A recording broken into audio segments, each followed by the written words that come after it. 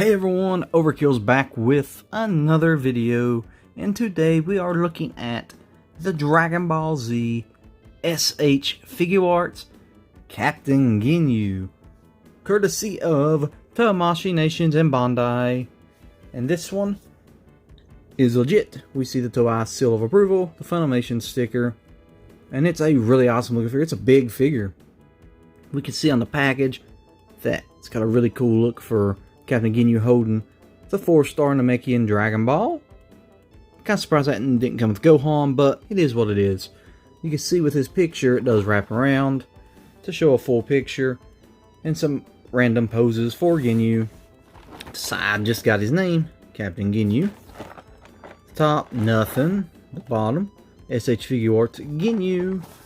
And then the back, we see Ginyu supermodeling and some of the poses we can do with him, which is uncanny, crazy poses. I mean, that's the Ginyu Force for you. But we also got the Hurt version right before he changed bodies with Goku. Now we'll point out that it does have a little Bandai Namco blue fin sticker here on the bottom as well.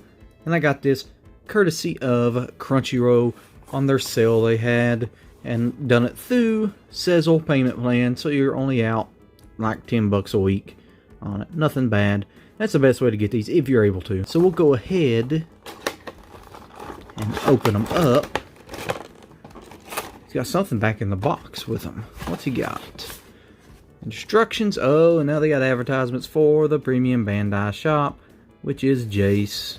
Why they got to tease me like that for? I need them all together. It shows the stuff that Jace comes with, and he comes with an alternate head for Namekian Saga Goku.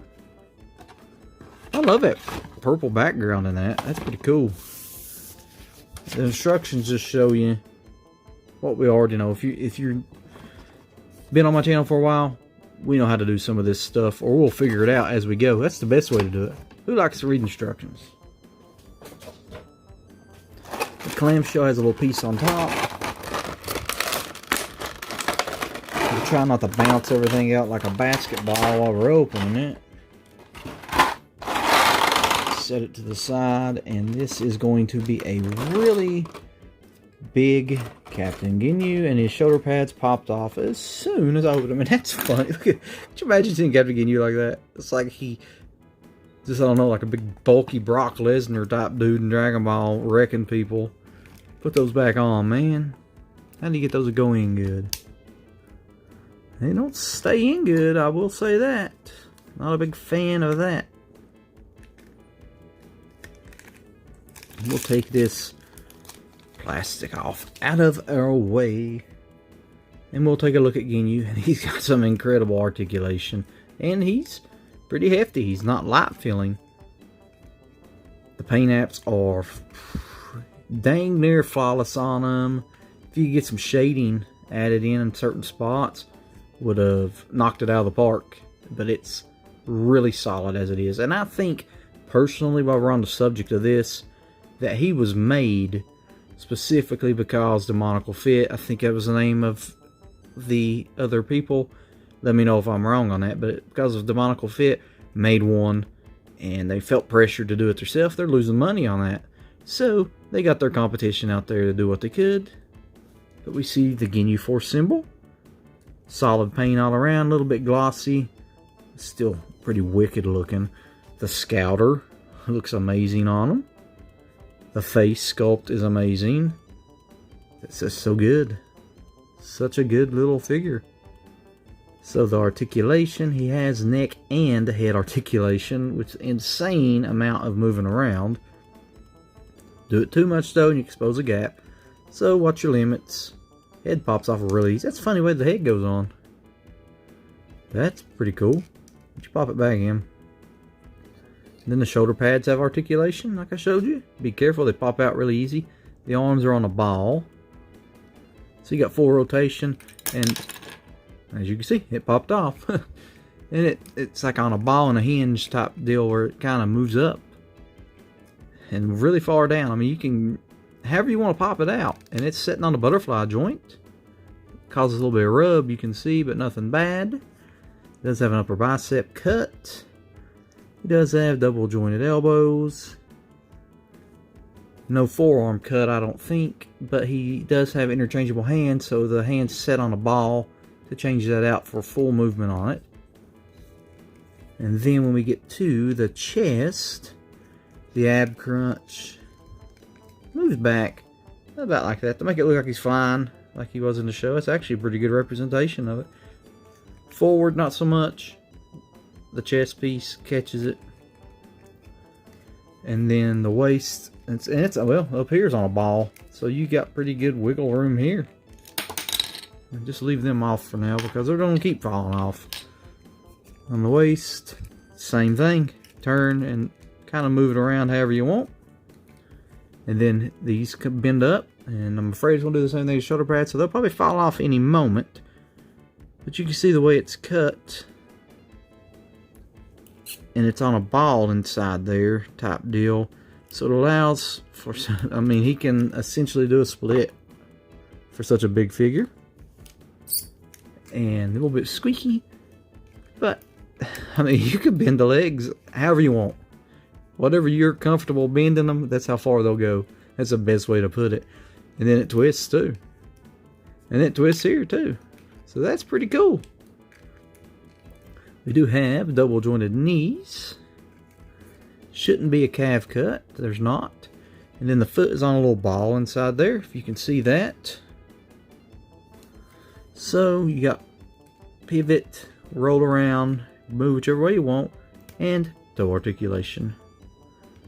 And as always, we know it's the same on the opposite side. The insane thing about this guy, if I can get these shoulder pads to stay on, that is that he has a plethora of extra hands and 3 alternate heads. So what we'll do first, and I'm thinking every hand is the same, so we can just look at one side instead of trying to figure them all out. So you pop it out like so, exposes the ball, and then we get the hand we want. And now we have grip in hand, and I bet that holds the Dragon Ball fairly easy.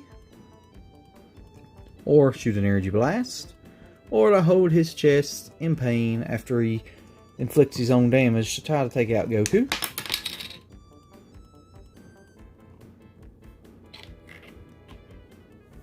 Here we have another hand, which is definitely an energy blast hand. I mean, does that not look like an energy blast hand to you? So that's pretty cool.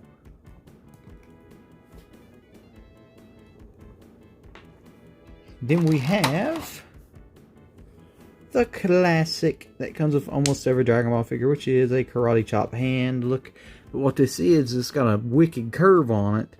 That's to get some of these crazy poses that I'm showing you in the background here, if you see back here, to do some of the crazy poses with the Ginyu. And then he's got one more set of hands. And it's good that they're all the same because it makes it streamline much easier not having to show both. It's a pointing finger. Kind of like he's doing an Hulk Hogan style "you brother" going down, but probably just shooting an energy blast. You can see it pointing. Pretty wicked. But I'm wanting to put this hand on for future reference of the video. So next we have the heads. Here we see this one, which was on him. I kind of showed it to you real close with the scouter. Next we have this one. Kind of like a surprise look, almost like a frog Ginyu look would be my guess, if you pose him in his frog face. Or shocked that Goku is as strong as he is. And he has one more. No, he has two more, my bad. Here we have his angry shouting face.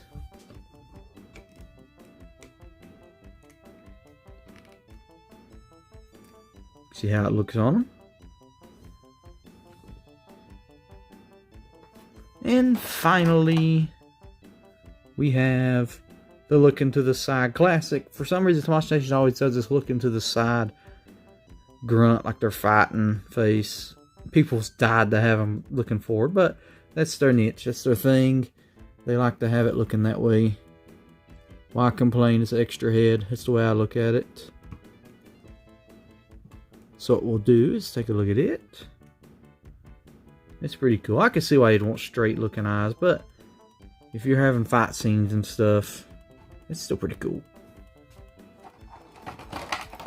Next, we have variant chest piece, and you can see that it is busted up on one side. That's from when he attacked himself in the show to get back at Goku, try to take his body. He had a plan in motion, and this thing does not want to come out. Dang. There it goes. You can see how far it was tied in there. Now it looks like he's posing topless. Reared back. But it's got 4 little peg holes, as you can see. Just kind of pop it in. Easy change. I'm going to go with the non-battle damage look. I just wanted to show you what that looked like on there. Would have been really neat if he came with a little Ginyu frog, but I think one of the other members is coming with it. So we come down to the last thing. I'm curious what material they made this from. We have a 4-star Namekian Dragon Ball. Try to get that clear up nice for you guys. That is pretty cool. Now, they did make the original size Dragon Balls with the OG Dragon Ball series. None with Z.